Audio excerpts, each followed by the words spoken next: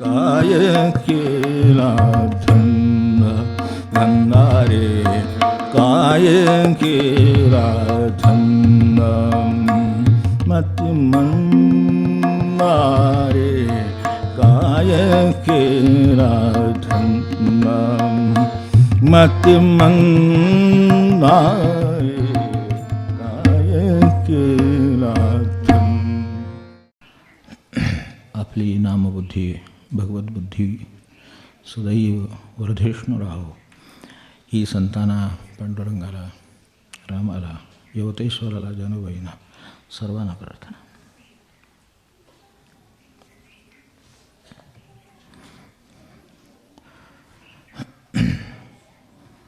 थोडे प्रश्नोत्तर आणि हे 1-2 सत्र मुलांच्याबरोबर थोडा वेळ गप्पा मारायच्या होत्या. असं काही गोष्टी राहिल्या मी असं नाही, राहू दे, पुढे काहीतरी करण्यासाठी त्यांना ठेवायचं असलं तर ते राहिलं असेल आणि नसेल तर ते झालं असेल तेच त्यांना परत असेल.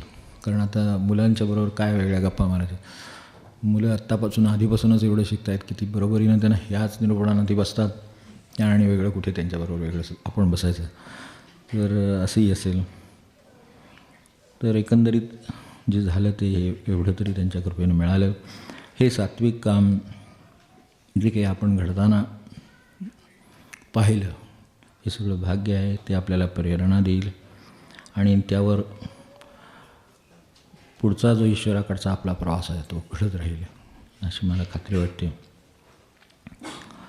तो पुढे घडो अशी मी तळमळीनं प्रार्थनाही करतो. त्याच्याचबरोबर याचं कारण असं, अगदी सुरुवातीच्याच सत्राला आपण असे 11-12 वाजता एकत्र आलो होतो तेव्हा त्याचा उद्देश पाहिला होता.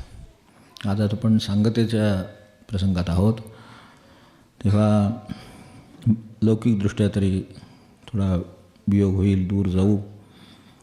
त्यावेळेला ह्याची आठवण देणं मला आवश्यक वाटतं की बाहेरच्या मृगजळात, मायाजाळात, मोहजाळात एकदा गेलो, कर्तव्यात गेलो तर काही फार बिघडणार नाही. पण ह्या सगळ्या मृगजळात गेलो की हे टिकवणं किंवा वाढवणं, नुसतं टिकवणं, त्याच्यापुढे जे त्यांना जमेल त्यांनी ते वाढवणं ही मोठी परीक्षा आहे. कारण बाहेर फ्लॅट स्क्रीन झगमगाट एकदा त्यात गेलो की तो आपल्याला कधी खरा वाटायला लागेल आणि आपण त्याला भुलून जाऊ ते आपल्याला कळणारही नाही, हे सांगता येत नाही. भुललो हे सुद्धा कळणार नाही हे नक्की. तेव्हा जे उत्तमांग आपल्याला डोकं विचार करायला दिलं, आपण इथं त्याच्यावर खूप चिंतनही करून पाहिलं त्या साह्याने, आणि जे एरवी आपल्याला संत सज्जनांच्या पांडुरंगाच्या पायावर ठेवायला दिलं ते एक तर त्याची जाणीव राहणं अवघड, ती राहावी, ती त्या कामासाठी आहे. एरवी उरलेलं सगळं आपल्या कर्तव्यांसाठी आहे आणि विरीचं विश्रांतीसाठी आहे. फक्त ही सगळी जी आपल्याला गोष्टी देऊन पाठवल्या, दुर्लभ असलेल्या अशा, ज्या आपण ही एवढी कठीण चिंतन आहेत, विषय आहेत, ते सुद्धा ते सगळं सामोरं जाऊ शकतं त्याला आणि त्यातून पुढे विचार करीत जाऊ शकतं. ते आपण त्यासाठी वापरणार ना, ते वापरलं जावं ह्या सदिच्छा आहेत. पैसे देऊन मंडईतून भाजी आणायला सांगावी, काही धान्य आणायला सांगावं, त्यासाठी पाठवावं आणि त्याऐवजी पान तंबाखू घेऊन एखादा घरी यावा, स्वतःचा आणि इतरांचा. त्यामुळं नुकसान व्हावं इतरांचं, त्यांचा विनाश व्हावा. तर असं होऊ नये याच्यासाठी जरी सावध राहिलो तरी आपल्याला आहे ते टिकवता येईल. एकाच वेळेला असे विनाश एकट्याचे होत नाहीत, दोघांचे होतात. एक ज्यांनी हे केलं त्याचा व्यसनाने आणि दुसऱ्यांचा, इतरांचा जे अन्न मिळालं नाही त्या भुकेनं.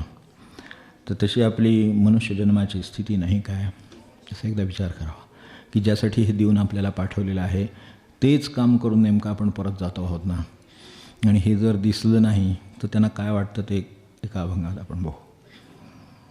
तेव्हा ही जर मनुष्यजन्माची स्थिती असेल, हे ठीक आहे, 4 पैसे दिले, बाजारात गेला, ते भाजी आणायची, हे आणलं, त्याचं नुकसान झालं, ठीक आहे, एवढ्यापुरतं आहे.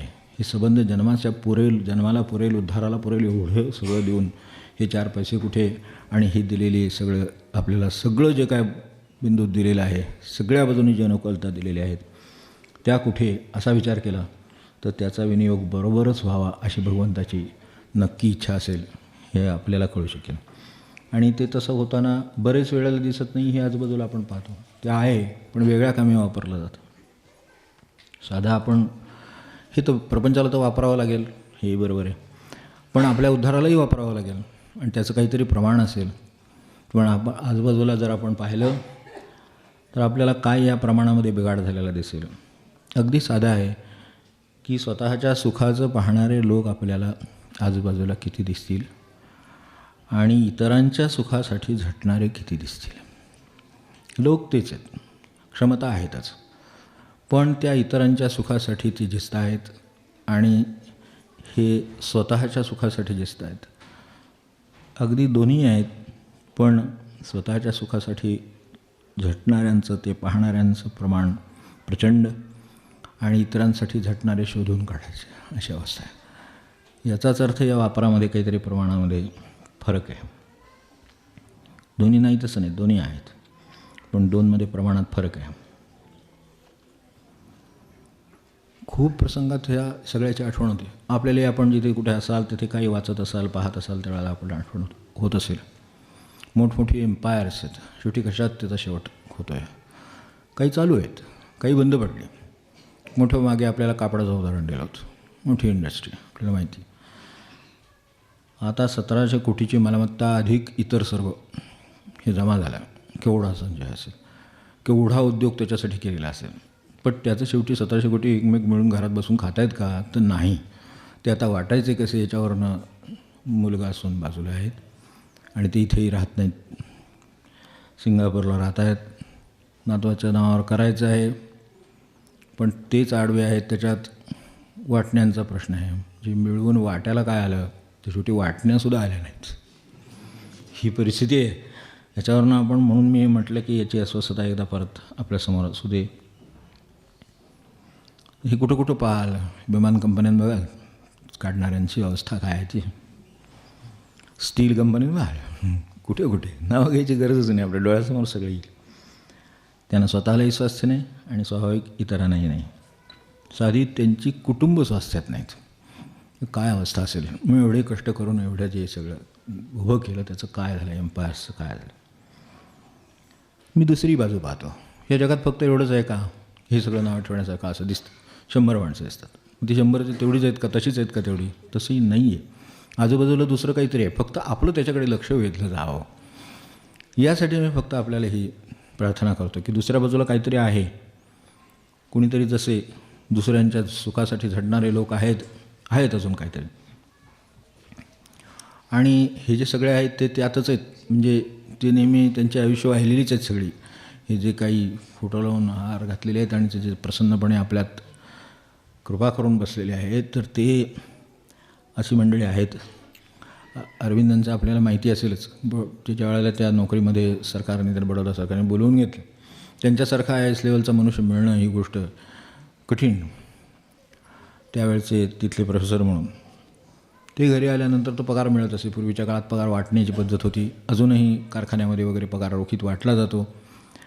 पगार वाटण्याची पद्धत होती. तर आपल्याला माहिती असेल की ते घरी आले की ते खिशातून पगार टेबलावर एक ठेवलेलं भांडं, त्याच्यात त्या ताटलीत पगार ठेवलेला असायचा त्यांचा.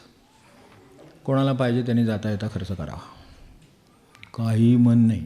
कष्टाचं आहे पण मन नाही. ज्याला लागेल तो घेऊन जाईल, त्याच्यात गरज असेल त्याप्रमाणे घेऊन जाईल. हेही ह्यातच आहे. आपल्याकडे ते मध्ये ते सीताराम ते करतायत ना पदयात्रा. किती 15,000 किलोमीटरची पदयात्रा आहे. आपल्याला चौकात जायचं अवघड आहे. विचार करून बघा, साध्या चालत जायचं आहे, चौकात जाणं अवघड आहे. हे 15,000 किलोमीटरची पदयात्रा करतायत. ती केल्यानंतर त्यांचं काय नाव कुठल्या बुकात यावं म्हणून करतायत. आणखीन काय आहे. 15,000 किलोमीटरची पदयात्रा रोज चालावं लागतं. सकाळी 3 तास चालायचं. पण नुसतं एवढंच नाही, 3 तास चालायचं एवढं नाही, 6:30 ते 9:30 चालायचं. एक खेडं ते दुसरं खेडं असा प्रवास करायचा. एक खेडं ते दुसरं खेडं. आणि स्वतःबरोबर एक नवकलमी कार्यक्रम आहे स्वतःचा. 6:30ला चालत सुटायचं, 9:30ला पोचायचं. पोचल्यानंतर एक नवकलमी काम आहे, ज्याची गरज आहे. ते सरकार करील, हे करील, ते करील, तो करील, ते कोण काय करतील ते करतील. आपण स्वतः उठलेले आहोत, बाहेर पडलेले आहोत, आपला स्वार्थ कुठला नाही, आपल्या गरजा अत्यंत मर्यादित आहेत. हे सगळं त्यांचं आहे. असे लोक नाही आहेत का? त्यांचं आहे. ते गेल्यानंतर तिथे मातीपासून, त्या वृक्षापासून, पाण्यापासून हे सगळ्या गोष्टींची काळजी घेतली जाते ना. ती काय घेतली जायला हवी, मार्ग कोणते, त्या खेड्यातली परिस्थिती काय आहे, तिथं करता येण्यासारखं काय आहे, शांतपणे 3 तास अवलोकन करायचं आणि दुपारपासून संध्याकाळपर्यंत लोकांच्या भेटी. जे कोणी भेटायला येतील त्यांना त्यांच्याबरोबर बोलावं, त्या ग्रामाविषयी बोलावं. अगदी इतकं साधं म्हणजे विशेष मला आढळलं की जे फार पूर्वी आढळत होतं आता खूप कमी आढळतं.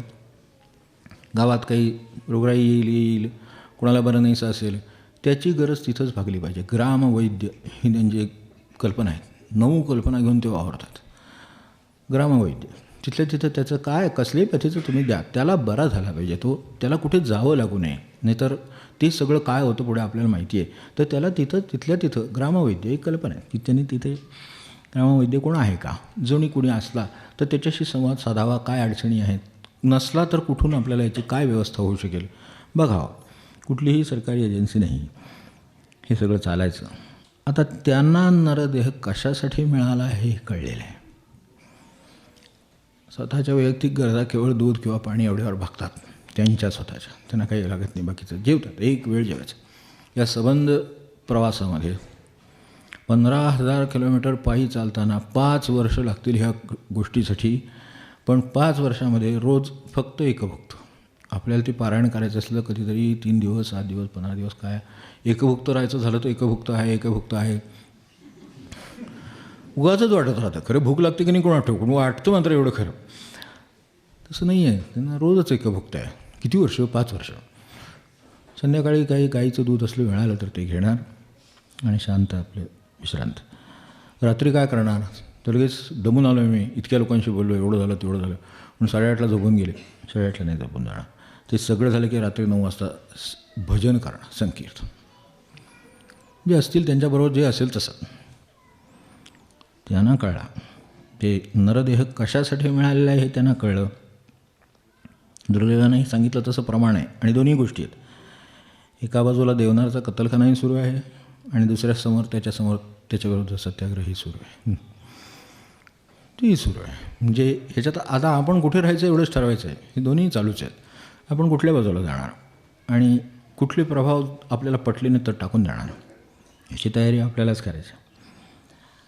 आजसुद्धा परिस्थिती अशी आहे की आपल्याला कल्पना असेल की गुन्हेगारीचं प्रमाण इतकं वाढत, वेगवेगळ्या क्षेत्रातले, अगदी आता सायबर क्राईमपर्यंत सगळे इतके क्राईम्स निर्माण झाले. त्यात जे सापडलेले आहेत, म्हणजे जे लोक पकडले गेले, समजा नाही पकडले गेले तर तो विषय सोडून द्यायचा, पण जे पकडलेले आहेत त्यांचं प्रमाण, आता अशी परिस्थिती झाली आहे की जिल्ह्याच्या कारागृहामध्ये 170 लोक ठेवण्याची यंत्रणा आहे. त्या ठिकाणी 270 लोक कोंबून ठेवावे लागतात, अशी अवस्था आहे. कसं हे प्रमाणाचा आपण विचार करणार? हे कशामुळे झालं असेल? 1-2 दोषामुळे झालं असेल. एक तर हे जे मिळालं आहे ते नरदेहाची किंमतही नाही कळली. काय करावं त्यांना हे पण कळलं नाही. मी म्हणतो आपल्याला कमी जमेल, फार नाही होणार, ठीक आहे, व्यक्ती आहे, त्याला फार मोठं कार्य नाही करायचं, ठीक आहे, पण त्याला त्याचं महत्त्व कळलेलं आहे आणि त्याला जे कळलेलं आहे त्यांनी तो काहीतरी करू शकतो, नाम तरी घेऊ शकतोच. बाकी काय त्याला करता येत असेल ते हे जे कळायला हवं होतं ते कळलेलं नाही. आणि दुसऱ्या बाजूला एक आहे, हे असं चित्र दोन्ही बाजूचं असं दिसायचं आणि त्याचं प्रमाण जास्त दिसायचं. काय कारण असं आवश्यक? तर ही सगळी जी गुन्हेगारी आहे, ज्या बाजूनी दुसऱ्या बाजूला सगळं हे आहे, काय संचय आहे, तमकाय ते सगळं, पण ते मृगजळासारखं खरं वाटतं म्हणून मनुष्य तिकडे जातं. त्या पैशावर नाना छंद करीन असं वाटतं म्हणून त्याची ओढ वाटते. हे मिळालं तर मी हे करू शकेन, हा पैसा मिळाला तर अजून काहीतरी करता येईल, अजून काहीतरी करता येईल. आणि याच्याबरोबरीने इकडं काय घडलं आहे दुसऱ्या बाजूला, तिकडे पण आपलं लक्ष असावंच. दुसऱ्या बाजूला काय घडतं तर आमचे सगळे कुठल्याही 1 रुपया खर्च न करायला लागणारे, बिन पैशाचे आणि अत्यंत उत्तम असलेले, व्यायाम उत्तम घडवणारे सगळे सात्विक खेळ शून्य झाले अशी अवस्था आहे. कुठंतरी प्रमाणात, तुरळक प्रमाणात दिसतात. खो खो गेला, कबड्डी गेली, काय आट्यापाट्या होत्या साध्या. माणसाला असं चपळ ठेवणारं, हात चालू ठेवणारे सागरगोटीसुद्धा साधे गेले. हे सगळं गेलं, त्याचं महत्त्व वाटत नाही. वास्तविक हे किती कमी खर्चाचं, काय त्याला लागत होतं, काय नाही, कवड्या घेत होते, हे दगड घेऊन खेळत होते आणि काही नुकसान झालं नाही कुठल्या पिढीचं. चपळ राहिली, त्याची क्षमता, शारीरिक क्षमता जास्त राहिली. हे सगळं घडवणारं सगळं बाहेर होतं. त्याबरोबर आपोआप निसर्गाशी संपर्क येत होता. आपोआप त्या आटापाट्यांच्या निमित्ताने तिथे पळत होते, फिरत होते, सगळ्या अवयवांना व्यायाम मिळत होता. काही नाही, साधे सूर्यनमस्कारसुद्धा गेले. उलट अत्यंत खर्चिक असलेले दुसऱ्या बाजूला आपल्या आरोग्याला, डोळ्याला, सगळ्याला विघातक असलेले हे गेम्स आणून ओतले जात आहेत. अक्षरशः तुमचा पहिला बघून झाला, तुमचा कंटाळा की दुसरा हजर आहे, तुम्ही फक्त ऑर्डर द्या, ओतले जातात. तर आपल्याला कल्पना आहे ना की मृगजळ जे आहे ते खरं नाही पण खरं वाटतं, असंच म्हणायचं ना. की ते पाणी असतं तर पाणी मिळालंच असतं, त्याने चांगलंच झालं असतं, पण तसं होत नाही. ते खरं नाही पण खरं वाटतं. आता फेसबुकची सवय कुठपर्यंत पोचली आहे प्रमाणाने आपल्याला माहिती असेल. त्यांचं काही नियंत्रण असेल त्यांची गोष्ट सोडून द्या, पण प्रत्यक्ष वापरण्याचं सुद्धा एक नवीन रेकॉर्ड यावर्षी तयार झाला. 165 अब्ज लोक त्याच्यावर आहेत. काय जगात झाल्याचं कोण असतो. हे सगळे मृगजळावर. त्यावर जाणारा जो वेळ आहे, ह्या गोष्टीवर जाणारा वेळ, या प्रत्येक गोष्टीवर जाणाऱ्या वेळाची गणितं उपलब्ध आहेत. त्यावर जाणारा वेळ हा आपल्या जो जेवणावर किंवा या कामावर जाणारा स्वतःच्या काय शारीरिक स्वच्छता आहे, आंघोळ पाणी आहे, जेवण आहे, यापेक्षा सुद्धा तो वेळ जास्त आहे. म्हणजे ह्याच्यापेक्षा प्रमाणाने तरी तो कमी असायला पाहिजे. हे मला जगायला मदत करते. आता मला सांगा, सरळ विचार केला तर आपल्या हातात जे जेवतो ती भाजी भाकरी खरी आहे का त्याच्यावरचा चेहरा खरा आहे? तो सुद्धा त्याचा असेल अशी गॅरंटी नाही. तो तसाच असेल माणूस अशी गॅरंटी नाही. तोच माणूस असेल याची गॅरंटी नाही. ते खरं का माझ्या हातातली भाजी भाकरी खरी, पण तिला वेळ कमी आहे, त्याला वेळ जास्त आहे. सर्वसाधारण त्याला लागणारा वेळ जास्त. हे सगळं ज्याने म्हणजे ज्यांच्यामुळं आपल्याला पुन्हा पुन्हा आठवतं, त्याने काय म्हणले त्याची सुरुवात पाहू आणि थोडक्यात आज सगळं हे घ्यायचं आहे.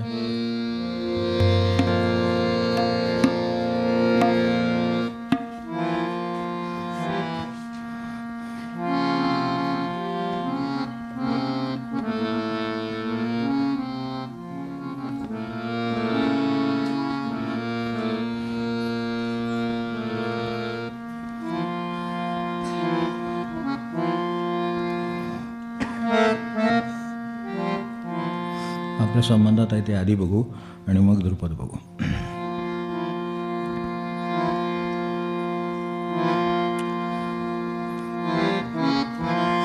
दुर्लभ हे तनु मानवी पावनी, दुर्लभ हे तनु मानवी पावनी, नेणसी आनंद कंदारे, नेणसी आनंद कंदारे, नेणसी आनंद कंदारे, काय केला धंदा धंदारे, काय केला धंदा. मृगजळ शाश्वत मानुनियामनी, मृगजळ शाश्वत मानुनियामनी, करिसी नाना छंदारे, करिसी नाना छंदारे, करिसी नाना छंदारे, काय केला धंदा धंदारे, काय केला. मृगजळ शाश्वत मानुनियामनी, मृगजळ शाश्वत मानुनियामनी, करिसी नाना छंदा रे करिसी नाना छंदा रे करिसी नाना छंदा रे काय केला धंदा धंदा रे काय केला हा असा आयुष्याचा धंदा सर्व मृगजळ आहे. आधी कदाचित ओळखत नसेल पण निदान अनुभवानं तरी ओळखत असेल तर अनुभवानं ओळखावं, सांगण्यातनं ओळखावं, श्रवणाने ओळखावं, ग्रंथातल्या त्यांच्या वचनाने ओळखावं. तर त्यासाठी हे रंगनाथ स्वामींना सांगावं लागलं. समर्थ पंचायतनातले जे एक त्या थोर सत्पुरुषाला सुद्धा ही आठवण करून द्यावी लागली की मृगजळ शाश्वत मानुनियामनी करिसी नाना छंदा दुर्लभ हे तनु मानवी पावनी नेणसी आनंद कंदा. आहे पण ओळखत नाही. का शाश्वत वाटलं तर खरा महान क्षमतेचा नृदय कळलाही नाही आणि खऱ्या आनंदासाठी तो आनंदकंद तो आनंदासाठी मिळवावा, भगवंतासाठी मिळवावा, त्यासाठी मिळवण्यासाठी वापरावा, त्याच्यासाठी कसा वापरावा हा उपयोग कळला नाही म्हणून नाही सगळं. म्हणून ते दुर्लभ हे तनु मानवी पावनी नेणसी आनंदकंदा. मग आता जर आपण जे थोडक्यात चित्र पाहिलं 10 मिनटात पाहिल्या त्याच्या पार्श्वभूमीवर ते समर्थांचे अनुयायी आहेत. किंबहुना पंचायतनामध्ये समर्थ समर्थांकडे वडीलकींचा मान आहे आणि हे चौघे मिळून हे पंचायतन आहे. तेव्हा त्यांची पठडी तशी उगाच आपल्याला पाठीवरून हात फिरवत बसणारी नाही. त्यामुळं आता मी तो त्यांचं ध्रुपदातला शब्द म्हणतो आणि पुढे जातो.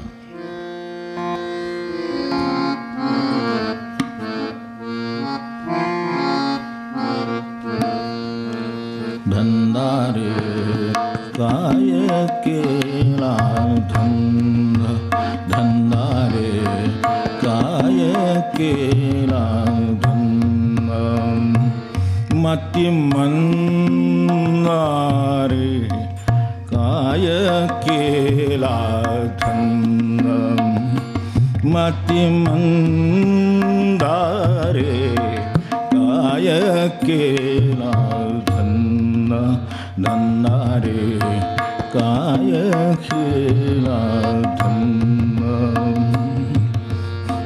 दुर्लभ हे तनु मानवी पावनी दुर्लभ हे तनु मानवी पावनी नेणसी आनंद कंदा रे नेणसी आनंद कंदा रे नेणसी आनंद कंदा रे काय केला धंदा धंदा रे काय केला धंदा मती मंदा रे काय केला धंदा मती मंदा रे काय केला धंदा मृगजळ शाश्वत मानुनियामनी मृगजळ शाश्वत मानुनियामनी करिसी नाना छंदा रे करिसी नाना छंदा रे करिसी नाना छंदा रे काय केला धंदा धंदा रे काय केला धंदा मती मंदा रे काय केला मतिमंदार काय केला त्यागून या निज रंग सनातन त्यागून या निज रंग सनातन श्री गुरु चरणारविंदारे श्री गुरु चरणारविंदारे श्री गुरु चरणारविंदारे काय केला नंदारे काय केला मतिमंदारे काय केला मतिमंदारे काय केला. थोडक्या 3 कडव्यात विचार करायला पुरेसं होणार असं त्यांनी काहीतरी सांगून ठेवलेलं आहे. कशा अर्थानं त्यांनी म्हटलं असेल हे जरूर लक्षात घ्यावं म्हणून थोडं आधीची परिस्थिती आपल्यासमोर ठेवली. मतिमंदा म्हणावं जरा गडबडल्यासारखं होतं आपल्याला, नाही म्हटलं तरी. शेवटी समर्थांची गाठ आहे, पंचायतनाची गाठ आहे त्यांच्या उलटी. त्यामुळे तेवढा आपला जरा विचार करायला पाहिजे काहीतरी म्हटलं आहे म्हणजे. मागे आपल्याला मी एक गोष्ट सांगितली होती घडलेली चीनमध्ये. ही प्रेम करणारी मंडळी म्हणजे असतातच तशी, तर ती व्यक्त करायचे मार्ग काय असावेत म्हणून त्यांनी ते सुद्धा सगळं आता प्रेम आक्रमकच आहे, त्यातल्या त्यात भयाणीसुद्धा आहे. तर त्या आपल्या त्या कोण मुलगी होती तिला ते सरप्राईज द्यावं आणि सगळी मित्रांची मिळून कल्पना ठरली. याला ग्रुप असतोच नेहमी, तर त्याप्रमाणे ते ठरलं आणि 30 मिनटाच्या त्या जवळ असलेल्या त्याच्या घरी सरप्राईज पाठवायचं असं ठरलं. तेव्हा त्याप्रमाणे बाकीची मंडळी पुढे गेली आणि त्या सरप्राईजचे फोटो त्यावेळेला त्यांना काढायचे, मग तो आनंद सगळ्यांनी घ्यायचा वगैरे वगैरे अशी कल्पना करून घडलेलं बरं का. तर ते सरप्राईज जेव्हा गेलं तिथे त्यावेळेला ते कुरिअरमधनं सरप्राईज झालं आणि ते उघडलं तर तोपर्यंत आत गुदमरून श्वासोच्छ्वास लागलेला हा जो कोणी ज्याचं प्रेम होतं तो बाहेर आला त्यातून एकदम. आता काय कल्पना लढवली असेल त्याने की आपण बॉक्समध्ये बसायचं, 30च मिनटाचा प्रवास आहे, तिथलं हे चीनमधलं कुरिअर आणि तिथं त्या कुरिअरमधनं आपण एकदम प्रगट व्हायचं आणि सरप्राईज. ते झालं काय की ती कुरिअर कंपनी एरवी जरी चांगली असली नामांकित असली तरी वर जे काही पत्ता घातला होता त्याच्या डेस्टिनेशनमध्ये सॉर्टिंग होताना काही गडबड झाली. जी गोष्ट 30 मिनटाच्या आत पोचायला पाहिजे होती ती 3 तासांनी पोचली. आता मतिमंद म्हणावं काय म्हणावं मला सांगा. म्हणजे जे काही केलं त्यात सुद्धा मतिमंदात म्हणण्यासारखं आहे. आणि जर तो थोडासा समजा आजूबाजूला पाहणारा असता, थोडा अनुभवी असता, इतर प्रपंच पाहिलेत, घरातले पाहिले, बाहेरचे पाहिजे, सगळं असताना बाहेर पुढं एवढी सरप्राईज आपल्याला वाटायला येणार आहे हे त्याला आधीच कळायला पाहिजे. म्हणून मतिमंद म्हणाले दुसरं काय काय आठवतं ते पुढं करणार आहे ना, लग्न करणार आहे ना, मग किती सरप्राईज पुढे आहेत. मग ही सगळी सरप्राईज पण हे आधी असं करायची काहीतरी काय. आता ह्याला मतिमंद म्हणजे आता दुर्बुद्धीच म्हणायची की सगळी काही करता आलं नसतं का दुसरं. तेव्हा ह्या सगळ्यांना सारांशात मला आज सांगायचं आहे की मतिमंदा म्हणण्यासारखी परिस्थिती खरोखरच हे या बाबतीत त्यांनी केलं. त्याचं ते वय, त्याचं ते काय परिस्थिती आहे, त्याप्रमाणे त्याचं काय डोकं चाललं ते सगळं हे सगळं केलं. म्हणजे मतिमंदार आहे त्यांना काही इथे बनले ते तिकडे सगळीकडे चीनला सो लागू झालं, ते कुठेही लागू गेले. कारण मूळ माणसाच्या स्वभावालाच उद्देशून ते आहे. तू कुठेही गेला तरी माणूसच राहणार ना. कृष्णमूर्ती जसं म्हणायचे की मी इथं असलो काय, तिथं असलो काय, कॅलिफोर्नियात काय, सानेनला काय, नामक्यात काय, श्रीलंकेत काय, तर ऑडियन्स इज द सेम असं म्हणायचं. Despairs are the same, sorrows are the same, anxiety is the same, सगळं तसं म्हणायचं. ते सगळीकडे मला तसंच दिसतं. तिथं गेलो म्हणून मला वेगळं नाही चित्र दिसत काही. तिथे तेच द्वेष, तेच त्याच निराशा, त्याच असूया, तेच अस्वस्थता, सगळीकडे मला तसंच दिसतं. म्हणून ते प्रश्न सारखे आहेत, तो उत्तरं सारखीच असणार किंवा शोध घेण्याच्या ज्या पद्धती आहेत त्याही सारख्याच असणार. तसं हे मतिमंद आहे असं लक्षात घ्यावं आणि पुढे जावं. आपण पाहिलं असेल खरं खेड्यामध्ये आजही आहे बरं का, नाही असं नाही, मग काय सांगतो तसं प्रमाणासारखं आहे सगळं, की दिवसभर कष्टकरी जीवन असावं, उन्हातान्हात काम, प्रकृती उत्तम, त्यामुळे संध्याकाळी थकायला होतं, परत आल्यानंतर फरक सुरू होतात. एका ठिकाणी बिडीगाडीचं व्यसन आहे किंवा दुसरं काहीतरी आहे, ते करून ते जे काय त्रास झाला आहे तो उतरण्याचा प्रयत्न करतात. आणि दुसऱ्या बाजूला वस्तीवर जेवणं झाली, चरमंडळी एकत्र येतात, भजन करतात. का उत्तम कार्यक्रम आहे, कसलाही त्रास नाही, कोणाला काही नाही, आनंदात, आणि त्याला स्वतःला विसरून जायला होईल, भगवंताचं स्मरण वाढेल, ते विठ्ठल विठ्ठल करीत बसतात. तासभर सगळा शेणवठा निघून जातो, निवांत झोप लागते, सकाळी उठून पुन्हा कष्टांना कामांना तयार. म्हणजे हे दोन्ही आहेत. रोज पांडुरंगाची आठवण होते, रोज गुरूंची आठवण होते, उपदेश समोर येतो, पुन्हा पुन्हा एकदा जागा होतं सगळं, आणि आनंद मिळतो भजनामध्ये. तर हेही माणसाचं, आता मनोरंजनाचा काल आपण विचार केला, किती सात्विक गोष्ट आहे. वस्तीवर एकत्र यावं, 4-5 माणसांनी बसावं, भजन करावं, सगळं डोकं शांत होऊन जातं. एखाद दुसरं फक्त आठवण सांगतो, अशीही माणसं होऊन गेलेली आहेत. दुसऱ्या बाजूचं बघणं जास्त आवश्यक आहे आपल्याला. आता पहिलं आपण पाहिल्या आहेत बाजू खूप, आपल्याला समोर दिसतातच आहेत, बाहेर गेल्यानंतर त्या दिसणारच आहेत. त्यामुळं हे कदाचित बघायला आपल्याला मुद्दाम शोध घ्यावा लागेल. देऊळ कुठं आहे म्हणून विचारावं लागतं, तर तसं गावात बाहेर हे शोध घ्यायला लागतील. पूर्वी एक 70 वर्षापूर्वी रेडकर म्हणून ग्रस्त होऊन गेले, अण्णासाहेब रेडकर म्हणून, स्वामींचे भक्त होते. अत्यंत तेजीत किराणा दुकान चालत असे, किराणा दुकान होतं, व्यवसाय किराणा दुकानाचा अत्यंत उत्तम चाले. त्या दुकानात ज्याने अनेक वर्ष काम केलं, तो मनुष्य पुढे वय झालं, थकला, आणि गावी जावं लागलं त्याला. तर तो गावी गेला. ठीक आहे, ही तर काही किराणा दुकानातली नोकरी आहे साध्या भाषेमध्ये, काय सिक्युरिटी आहे त्याला, आज कंपनीत काम करून सिक्युरिटी नाही. सरकारी नोकरी होती, काही अशा नोकऱ्या राहिल्या, तिथे कुठेतरी मागणं काहीतरी त्याला आहे, तरी त्यांना काही नाही. पण हे अण्णासाहेब ज्या वेळेला हे नोकर तिकडे सोडून गेला, त्यावेळेला दुकान हळूहळू उतरणीला लागलेलं होतं.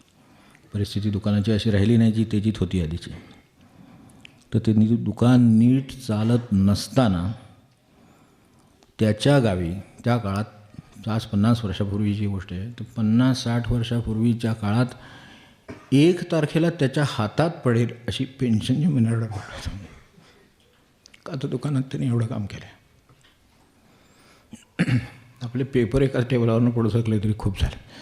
हे पण दुसऱ्या बाजूला आहे की अशी आठवण ठेवून, कारण ते बघतायत, त्यांना स्वामी म्हणजे काय माहिती आहे, त्यांनी काय शिकवण दिली माहिती आहे, संतांचं म्हणणं काय माहिती आहे, तर काम केलं माणूस. आपल्याकडे सगळं यूज अँड थ्रो, माणूससुद्धा असं नाही. हे पण लोक आहेत, त्यांच्याकडे बघून जगायचं.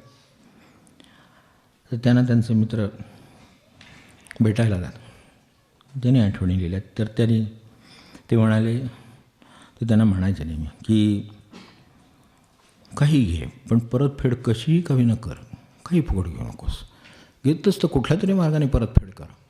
हां ठीक आहे, आता आपण जसं नामाने परतफेड करू, सगळं तर काही महाराजांना आपल्याला परत करता येणार नाही, तसं शक्यही नाही. नाम घे, चालेल, कसल्याही मार्गाने कर. भीक आणि भीड यांचा व्यवहार खोटा असतो असं लक्षात ठेव म्हणजे, तेवढं लक्षात ठेवायचं. आणि बोलणं गोड ठेव, जमेल तेवढं, निदान तेवढी तरी उपासना होईल असं म्हणायचं. बोलणं गोड राहू दे, ती एक उपासना आहे, तर त्यासाठी ते कर. हे नुसतं त्यांनी सांगितलं नाही. त्यांच्या ह्या चलतीच्या काळामध्ये दुकानाच्या, त्यांना भाऊभावजं होते, त्या भाऊजाईचं मोठं आजारपण उद्भवलं.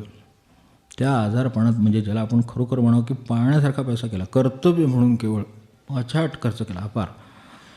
हे ज्यांनी केलं त्यांच्या वृद्धपणी हे सगळं दुकान बसलं, उत्पन्नाचे साधन राहिलं नाही दुसरं. उलट हे आजारपण झालं, यांची आजारपण आली, मानेचं आलं, गुडघ्याचं दुखणं आलं, जिभेला लोळेपणा आला, डोळा एक गेलेला होता. पण त्यांना हे भेटायला गेले, त्यावेळेची आठवण आहे की भेटायला गेले तर जसं दुकान तेजीत असताना त्यांच्या चेहऱ्यावर आनंद असे, तोच आनंद या परिस्थितीत त्याच्यावर पडून असताना, अंथरुणावर पडून असताना त्यांच्या चेहऱ्यावर होता. हे कुठून मिळवत आहे ते, थोडा शोध घेतला तरी चालेल. ही क्षमता आपल्याकडे आहे. भेटले, चौकशी झाली, बोलता बोलता आता हे तर सगळं दिसतंच आहे, इतक्या प्रकारे दुखणी आहेत. भेटल्यावर म्हणले काय वैभवशाली दुखणी आहेत. म्हणले भालदार आहेत, चौबदार आहेत माझ्या मागे पुढे, हा असं मी असं आहे. भालदार चौबदार म्हणजे धरायला एकजण लागतोय, ते हे काय पाय उचलायला, डावा पाय उचलायला एकजण, म्हणले हे सगळं मार्ग दाखवायला एकजण, कटू डोळ्यानं म्हणले तर माहीत आहे तुम्हाला. तर म्हणजे पाठवले देवानं. श्रद्धेमध्ये कणाचा उणेपणा आला नाही. मी इतके दिवस चांगलं वागलो, मी इतके दिवस असं केलं तसं, माझ्या वाटेला काय, ज्यांनी जे वाटेला आधी ज्यांनी पाठवलं ते त्यांनीच पाठवलं होतं, आत्ता जे पाठवले ते त्यांनीच पाठवले. ह्या आनंदात राहणारे लोक. त्यामुळं आता साधनेचं ते त्यावेळेला होतं सगळं. साधना करण्यासारखी परिस्थिती असायला पाहिजे. शेवटी परिस्थितीची, शरीराची काहीतरी अनुकूलता लागते. ते आता ह्यात कुठली अनुकूलता आली? स्मरणाची अनुकूलता केव्हाही आहे, ती तर करता येतं. मी त्यांना विचारलं आता काय साधन करता, स्मरणाचा तर विषय आहेच. तर काय म्हणावं तुम्ही? ते काय म्हणले, तुम्ही जे सगळे आनंदात असताना सगळे ते पाहत राहणं हीच माझी आता साधना आहे. तुम्ही जे आनंदात असता सगळे, जमेल आपल्याला. आपण दुःखात आहोत आणि दुसरा आनंदात आहे, आपल्याला सोसवत नाही. अशा प्रकारचे दुःख दिलेली आहेत. त्याच्याबद्दल बोलत राहू का साधना म्हणून इतरांच्या चेहऱ्यावरचे त्यांचे प्रसंग, त्यांचे आनंद घेऊ? ही म्हणली माझी साधना आहे. तेव्हा स्वतःच्या ठाईचा भगवंत ज्याला मिळालेला आहे, अशा तऱ्हेनं सत्पुरुष ज्याला लाभलेले आहेत, तर त्यांना हे जमतं. म्हणून ते जे आपल्याला म्हणत आहेत, रंगनाथ स्वामी जे म्हणत आहेत की त्या गुनिया निजरंग सनातन, तो आपल्याबरोबर आलेला आहे भगवंत, तो आहे. लक्ष देऊ, साधनेनं का होईना पण लक्ष देऊ. एकदा जागा झाला आणि बरोबर राहायला तर हे जे, आणि ते हे त्यागू नको, त्यागून देऊ, हे करून देऊ नकोस. गुरुचरणार आहेस, निजरंग आहे, तो सनातन आहे, सगळं आहे. हे सगळं जाग कर आणि जागा ठेव एकदा. तीच साधना आहे. ते जर जागा असेल तर परिस्थिती अशी असेल, नाही तर तशी असेल. आपल्याकडे समुद्रामध्ये ती जहाजं असतात, एकदा वर एकदा खाली, त्या सतत तो समुद्र नेहमी हालत असतो, लाटा हालत असतात. त्या लाटासारखं चित्ताची आपली अवस्था होते, सतत हालत असतं. यांचं काय प्रश्न पडत नाही. काय जी येईल ती परिस्थिती ती त्यांनी पाठवली. लाटेबरोबर वर जाईल, लाटेबरोबर खाली येईल. तेव्हा अशा तऱ्हेनं हे जर नाही, म्हणजे हे सोडलीची वाट निजरंग आहे, सनातन आहे, तर गुरुचरणाचे आपल्याला त्या ठिकाणचे आपण आहोत हे एकदा कळलं तर मग आता हे करायला लागते, ते साधना आहे. ती एकदा केल्यानंतर मग बरोबर राहतच सगळं. काल आपला एकदा विषय येऊन गेला, इतर साहित्य आहे, काय संगीत आहे, कला आहे, अमकं तमकं, त्याबद्दल थोडी शंका आहे ती, नाही असं नाही. पण त्याची शंका आहे ती बाबांचे एका मित्राची आपल्याला आठवण परत एकदा जागी व्हावी आणि एका दृष्टीने विचार करता यावा म्हणून सांगतो. बाबांचे एक वर्गमित्र होते, पुढे प्रिन्सिपॉल वगैरे जाय, मोठे जाणकार होते, सगळ्या या संगीत कलेचे जाणकार, प्राचार्य, स्वतः प्रिन्सिपॉल झालेले, साहित्यिक होते, स्वतः उत्तम लिहिणारे होते. ते सगळं ह्या उमेदीला ठीक झालं. बरोबर आहे. पुढं वृद्धत्व आलं. एकच मुलगा, पत्नीबरोबर होती, ती वारली. ते जेव्हा थकले होते तेव्हा बाबा भेटायला जात, तेव्हाचा विषय. तर पत्नी वारली, ते भेटायला गेले. ते म्हणले आता फार एकाकीपणा, तुम्हाला ते सहन होत नाही. आता घरामध्ये परिस्थिती काय होती, अजून एक बहीण होती, ती विधवा होती. पूर्वीच्या काळामध्ये असं कोणीतरी घरात येऊन राही आणि घरातल्यांचं करे, तसं ती येऊन सोबतीला ती राहिली होती. शेवटी पत्नी नाही, विधवा बहीण होती.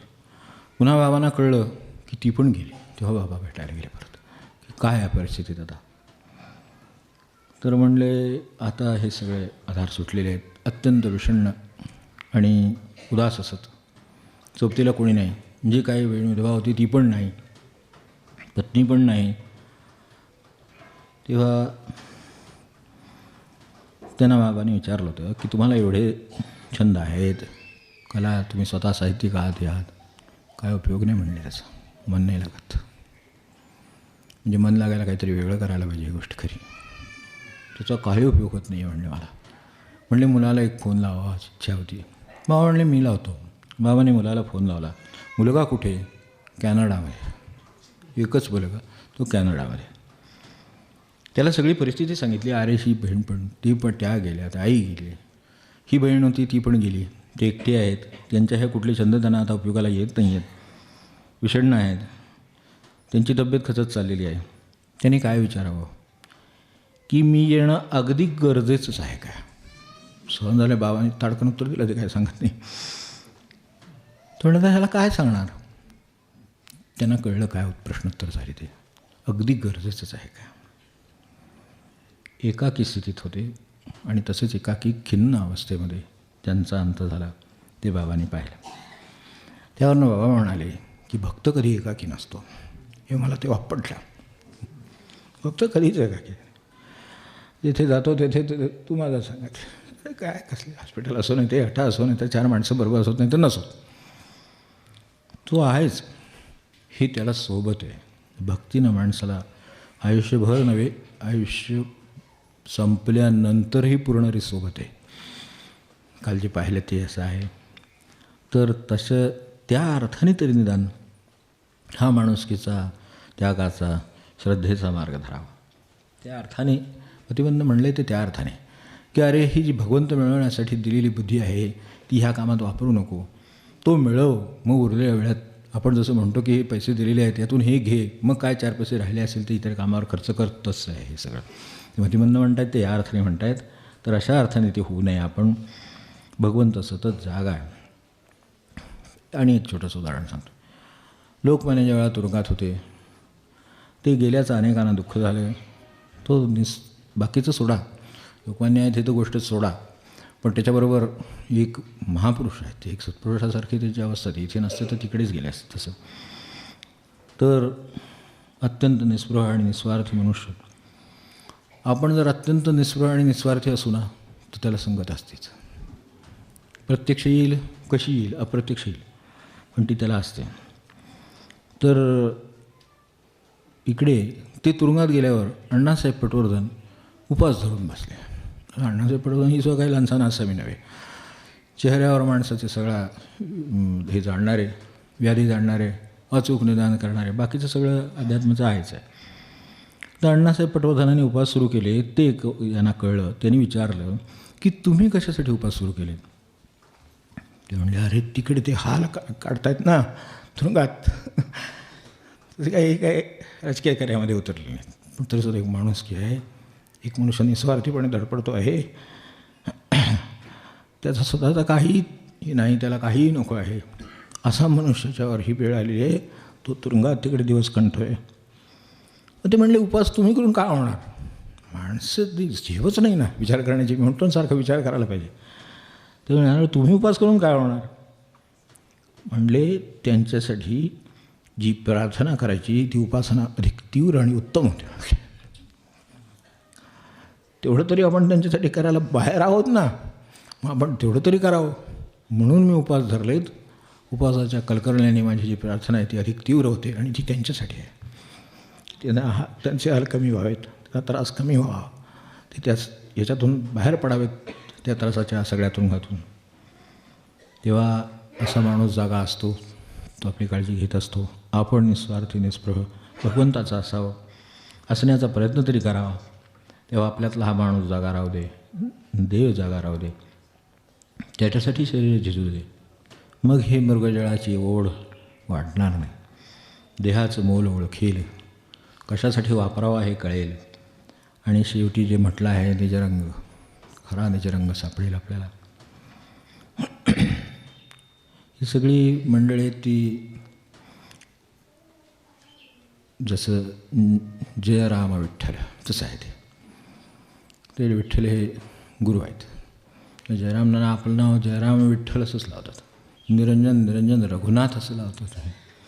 तसेही निजरंग लावतात. हे रंगनाथ आहेत पण त्यांचे गुरु निजानंद स्वामी, म्हणून ते निजरंग. आपल्याकडे निजरंगाचा ठसा उमटे ना ते. तर तो जो मूळ निजानंद. आणि विशेष म्हणजे हे जे त्यांचे गुरु, तर ते गुरु आणि पूर्वाश्रमीचे त्यांचे वडील त्यांच्याकडूनच गुरुपदेश घेतला त्याने, हे निजरंग. तर अशा तऱ्हेनं गुरुचरणारविंद म्हणून आनंदात राहूया. महाराज म्हणायचे तसं इतरांना विचारलं, कोण प्रोफेसर आहेत, कोणी शिक्षक आहेत, तर व तो काय विद्या काय करतो, तो म्हणले ते पोटापाण्याच्या विद्या शिकवतात. मी परमार्थ शिकवतो. म्हणजे काय शिकवता म्हणले, मग तुम्ही पोटापाण्याचं शिकवत नाही का? ते म्हणले ते पोटापाण्याचं त्याचं कसंही चालेल अशी विद्या मी त्याला शिकवतो. आणि दुसरं म्हणजे मी परमार्थ म्हणजे मरायची विद्या शिकवतो म्हणले. थेट मरायची विद्या, ते समर्थांच्याच प्रेरित आहेत. तर मरायची विद्या शिकवतो, जे अर्थात उद्धरून जायची विद्या शिकवतो, तिला परमार्थ विद्या म्हणते. तेव्हा त्याची किंमत आपल्याला परमार्थ विद्येची कळो, आत्मविद्येची कळो, आणि आपल्याला जे साधायचं ते साध. आता आपल्या वेळेप्रमाणे वाटलं एकदा अभंग घेऊ, फक्त पुन्हा घ्यायला काय झालं नाही. आणि नंतर त्याच्यावर 1-5 मिनटाचा दुसरा विचार करू आणि आपली आजच्या जो संगतेचं जी भेट आहे तिला विराम देऊ.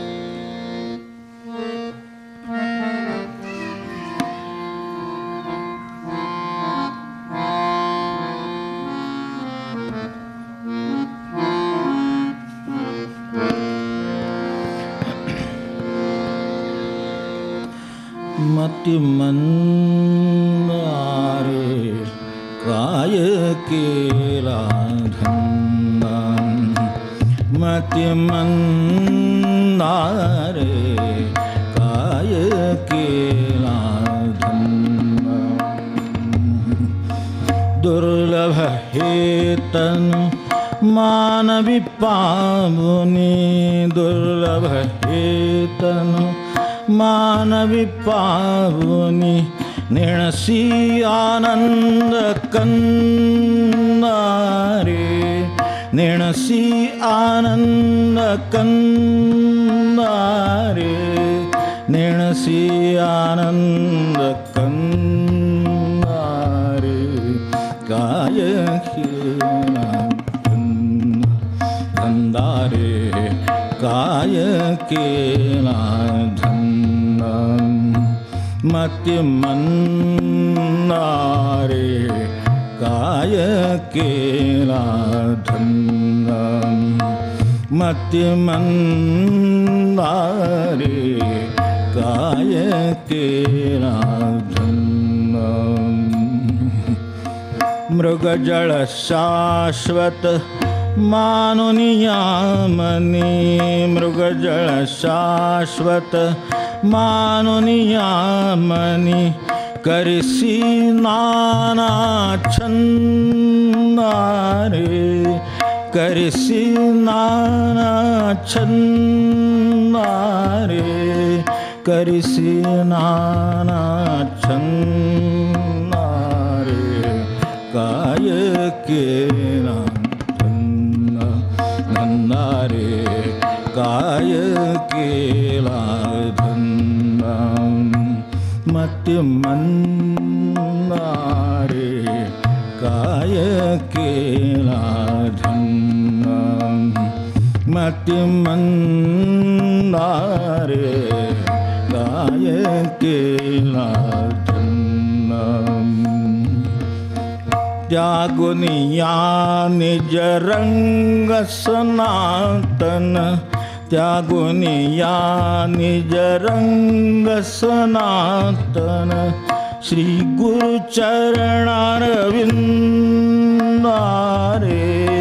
श्री गुरु चरणारविंदारे, श्री गुरु चरणारविंदारे. काय केला धन्ना धन्नारे, काय केला धन्ना. मति मंदारे काय केला धन्ना, मति मंदारे